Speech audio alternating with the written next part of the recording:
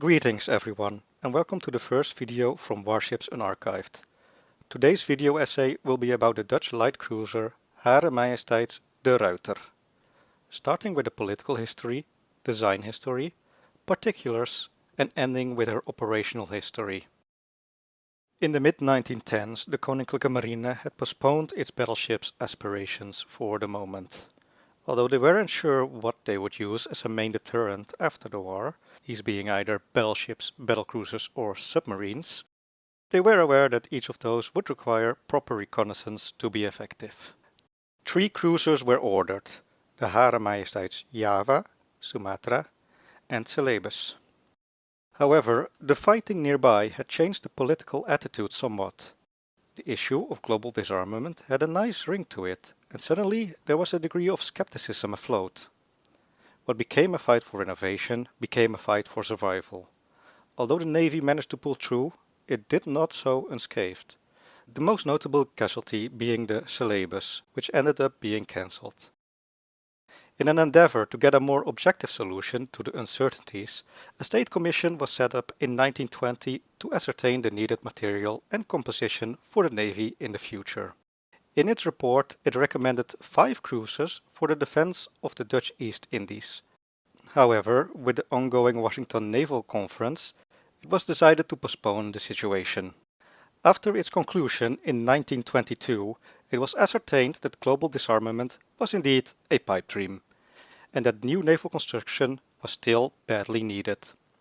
However, to make things more palatable, only half of the required minimum was asked for in the proposed fleet law of 1923. This seemed agreeable until the voting started, and due to some party dissidents, the fleet law was rejected 50 to 49. Consequences eventually fell in 1929, when an incident happened in Curaçao, and although it was on the other side of the world, it was suddenly remembered that there were only 2 out of 5 needed cruisers in the East. This would be even less when one considered that these would have to occasionally return to the Netherlands for large maintenance, repair or refits. The periodical for naval officers, Marineblad, did not hesitate and held a contest for the best essay regarding what cruiser needed to be built for the Navy. 3 entries were submitted. Koster, whose submission resonated the most favorably, and de Gelder both argued for 8,500-ton designs. Hofmann submitted his work he started earlier on request of Conrad Helfrich for a treaty cruiser. What is notable is that Koster and Hofmann both had some of the same observations.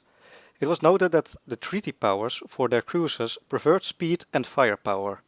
This meant a well-protected cruiser could easily attain a combat advantage over these designs, leading to designs with a modest speed of 30-some knots and, to save extra displacement, an unconventional armament of 6 8-inch guns in 2 triple turrets. Back to the political side of things. In 1930, Minister Dekkers came with a fleet plan, not law, to solve the material shortages. In this, he accounted for 4 new destroyers, 1 cruiser of 5,250 ton, 32 knots, armed with 6 15-centimeter guns, and protection likewise the preceding Java class. For replacements of the old Panzerschepen, 2 leaders of 3,000 ton were planned. The efficacy of the planned cruisers was immediately put into question. Foremost, it was dubious that the same level of protection could be achieved on that low displacement. And secondly, it was noted that this ship would be weak, if not the weakest amongst its peers. Although it was accepted that it would be marginally better than the older Japanese cruisers, but aside from the occasional side project, no one was building cruisers of this size. Even for those countries, they had plenty of other ships to fall back to, but for the Netherlands, these would be mainline cruisers.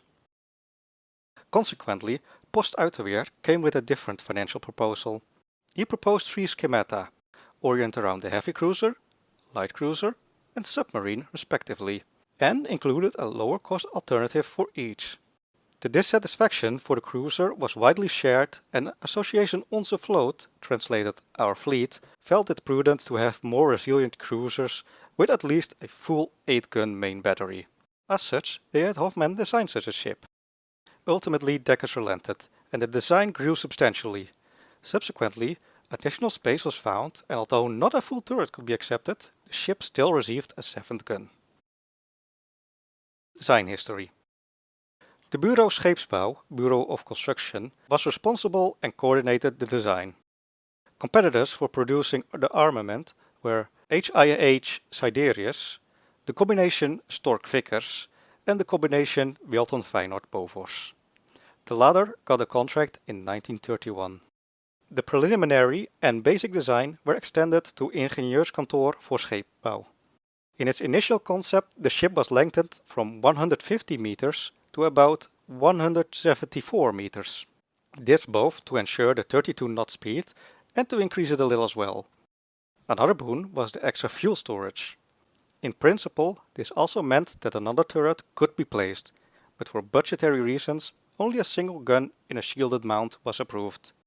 The maximum fuel storage of this design was 1300 tons and the new maximum speed was 33 knots. A number of companies were invited to submit tenders for the contract.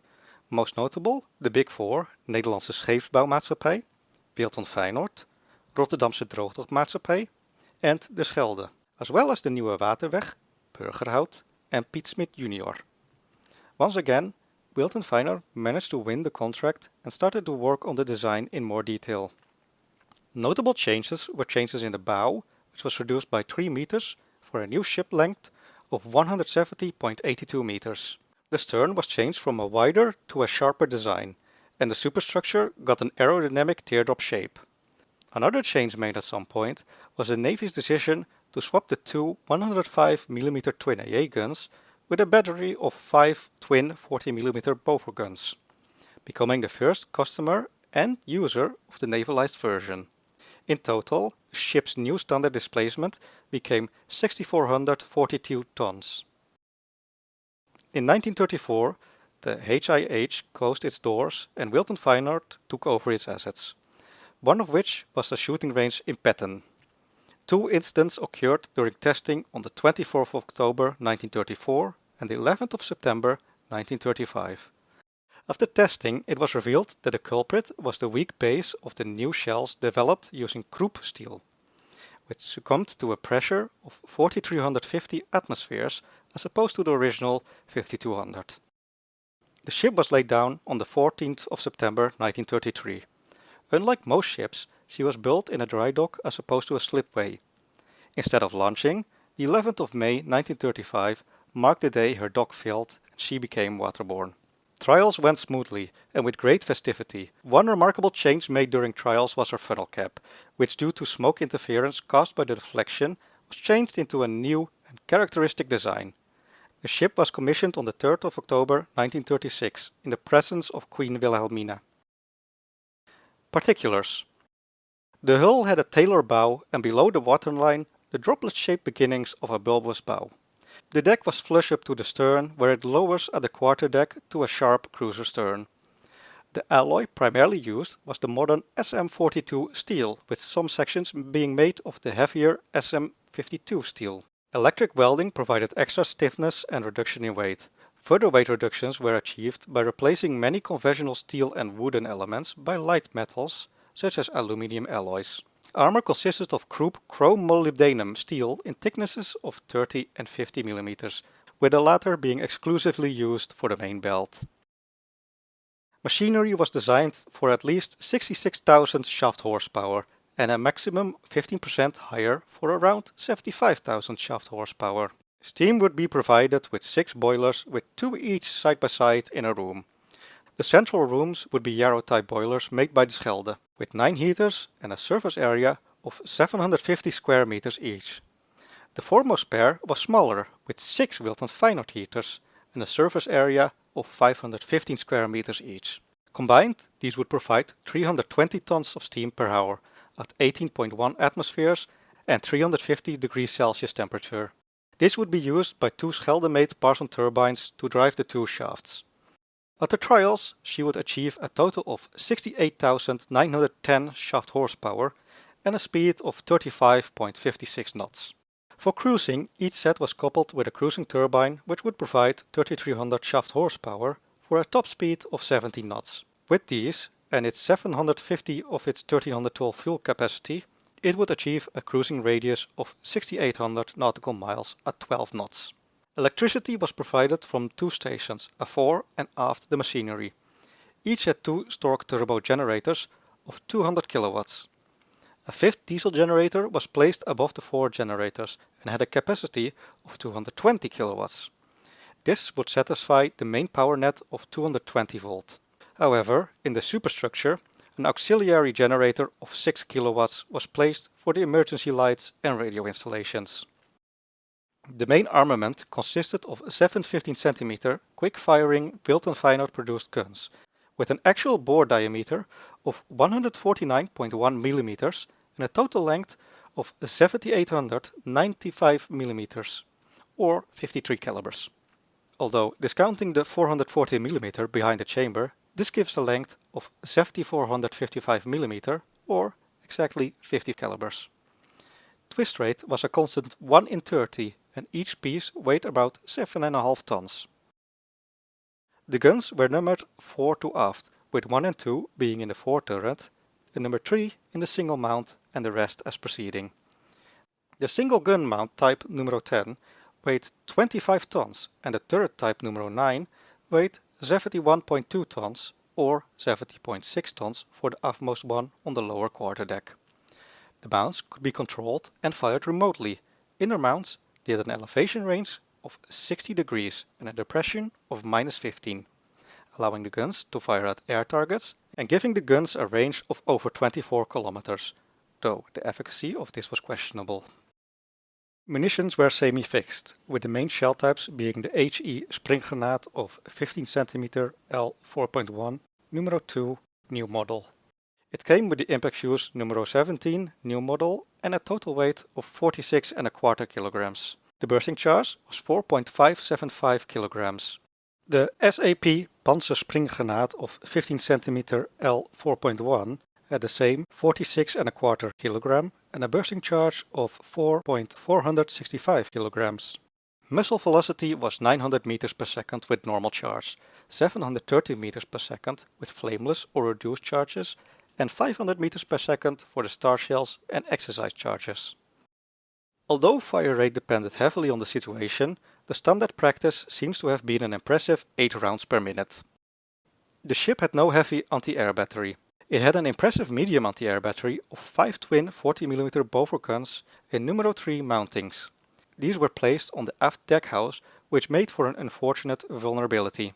Although they could be manually operated and stabilized, it was usually done remotely from the director, with only loading being done on the mount itself. For most of her career, these mounts were left unarmored, though in her final years they received an armored shield.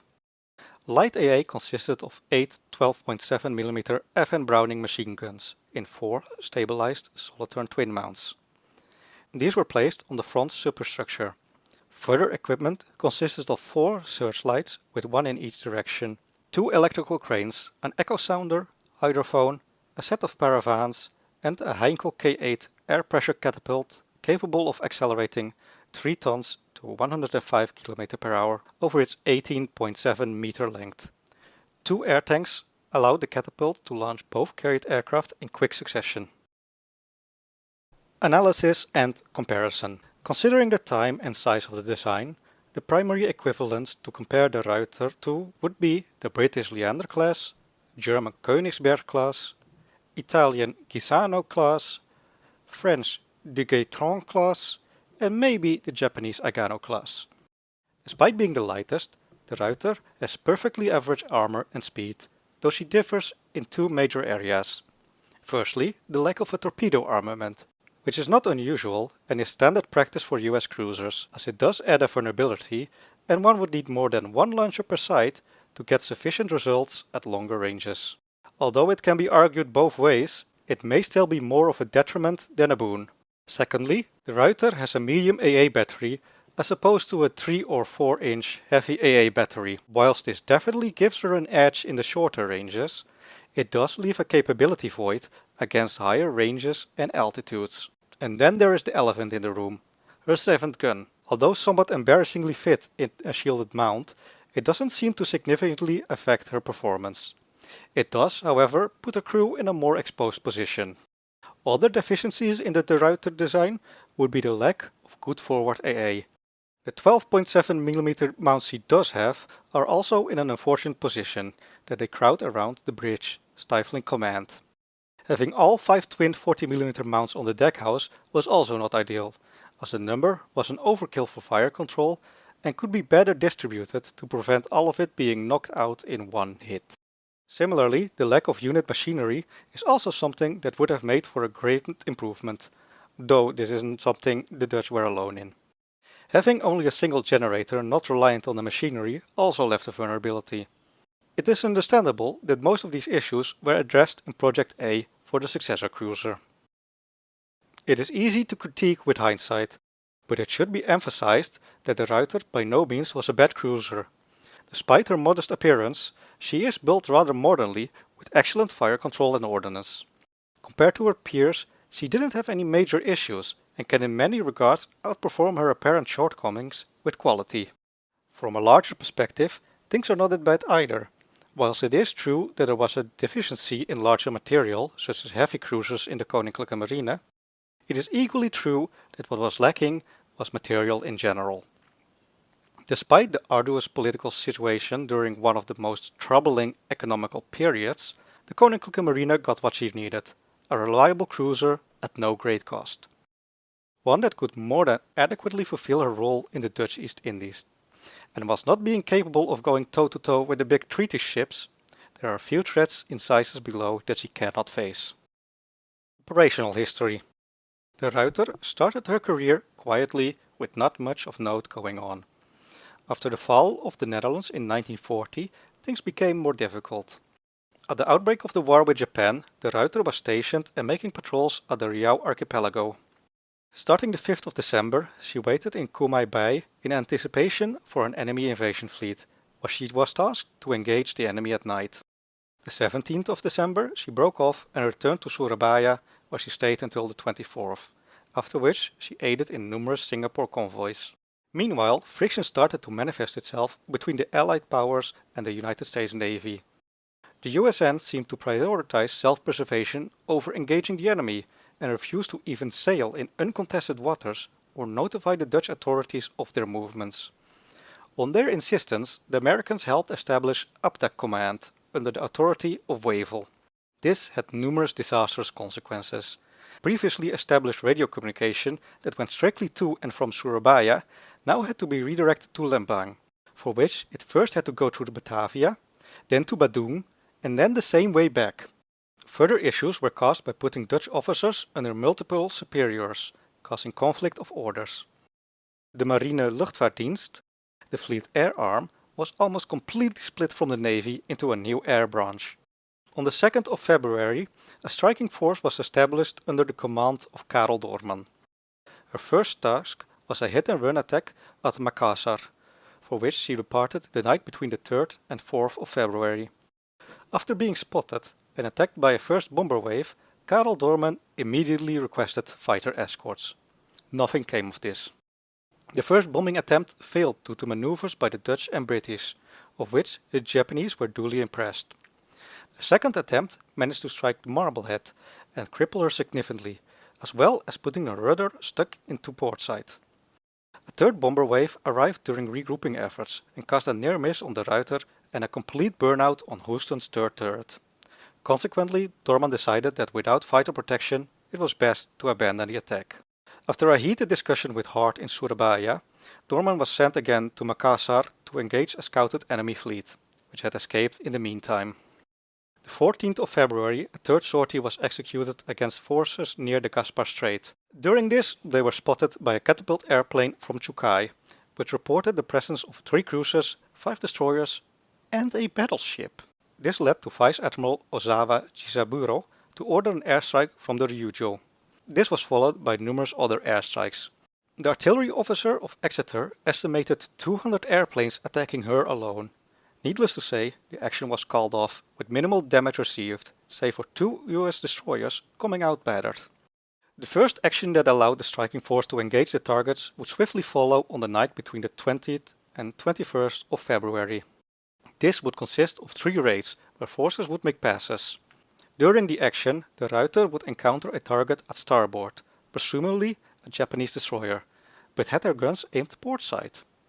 De Ruyter had little success in this action, although intentionally she was preserved for the upcoming defense of Java. Shortly after the Battle of the Badung Strait, the Battle of the Java Sea took place on the 27th. This surprised the Japanese, as they thought the Allied forces were too battered to attempt a substantial defense. After numerous issues with communication, Dorman was engaged by the enemy escorting force. At 16:20, alarm was sounded. De Ruyter fired some of her guns and in a second salvo brought all of her guns to bear, with which she managed to hit a 4-funneled cruiser, causing a fire, and the ship disappeared behind a smokescreen. At around 16:31, De Ruyter was hit by a 20-centimeter shell that went through the diesel room, fore electrical room and pump room before ending up undetonated in the double bottom. The diesel room was left critically damaged and a steam pipe was ruptured, disabling the electrical and pump rooms. Between 1633 and 1652, the Japanese destroyers attacked. From about 15 kilometers, 40-some torpedoes were launched, of which 12 detonated prematurely. As they were seen breaching the smokescreen, De Ruyter managed to hit a destroyer, which was seen making starboard list and considered sunk. Torpedo wakes were spotted, though the torpedoes were observed to detonate at the end of their trajectory. A break in the battle ensued and Dorman kept endeavoring to prevent a landing or find the transport fleet.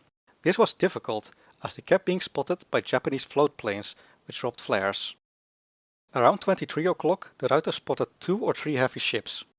Anecdotally, a star shell was fired, followed by some salvos, and De Ruyter observed fire on one of the enemy cruisers before losing contact. Around 23:23, Haguro and Nachi launched a torpedo salvo between 5 to 7 kilometers. In anticipation, De Ruyter took a sharp starboard turn. She was hit by an artillery salvo that went through unexploded, but a hit in turret 2 killed all but one of her turret crew, and another struck the commander's cabin. At around 23:40, De Ruyter was hit by a torpedo salvo meant for Houston. She was struck in the aft between her transmission and engine room. This caused a starboard list and ruptured a fuel tank, which pressed upwards and spread burning fuel on the ready AA ammunition. Water flooded the aft electrical center and pump rooms. Without any power and pumps, the ship cannot be saved. On the bow, where much of the crew had gathered, the commander Lacombe arrived. Here he gave his final words. "Boys, try to save yourself. The ship is lost. There is nothing that can be done. God be with you." Both cranes were in alarm position. Although they could be operated manually, they first had to electrically be moved to a standard position. Consequently, only a single B-2 sloop that was on davits managed to be made waterborne, and Karel Dorman helped the injured board it. He was calm but dejected and was last seen boarding a raft. After 2.5 hours, a total of 76 men were aboard the sloop with 7 rafts on tow. Eventually, the tow line had to be cut to ensure the survival of the heavily wounded aboard. At 14 o'clock of the next day, contact was made with an American S-class submarine. Due to already having rescued the crew of the Electra, the commander refused to take Dutch survivors aboard, but made room for the 2 American single men. The hospital ship, Op ten Noord, was directed to find survivors. She was intercepted by Japanese ships, which commandeered her and sent her to Makassar.